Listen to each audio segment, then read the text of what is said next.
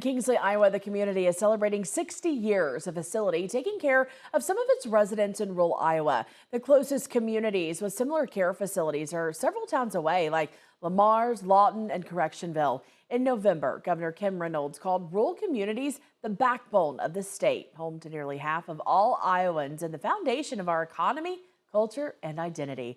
Reynolds wants to use new programs and initiatives to build on the quality of care for rural Iowans. The care facility, which takes care of dozens of residents in Kingsley, is Kingsley Specialty Care. Today, staff and community members celebrated the quality care that they provide.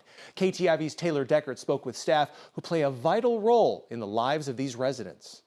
31 of Kingsley's residents are staying at Kingsley Specialty Care, but they come from all over Siouxland. We do have some residents that come from the Sioux City, and then we have the Remsen population in Kingsley.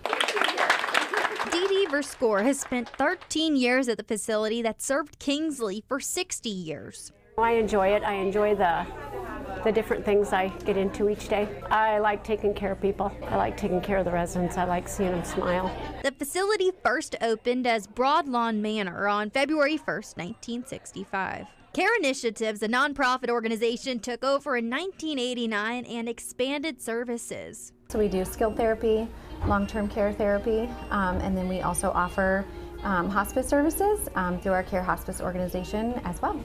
Verscore says she gets the chance to take care of neighbors she's grown to know over the years. I'm taking care of a few right now that I knew for a long time outside here. It just gives you a good feeling that you can help them. It's the community that supports this space, keeping spirits high for residents spending their time here. I don't think without the support of the Kingsley community, we would be as successful as we are. In Kingsley, Taylor Deckert, KTIV News 4. Care Initiatives bills itself as the largest nonprofit in the state of Iowa. It operates 43 skilled buildings and 8 hospice centers across Iowa.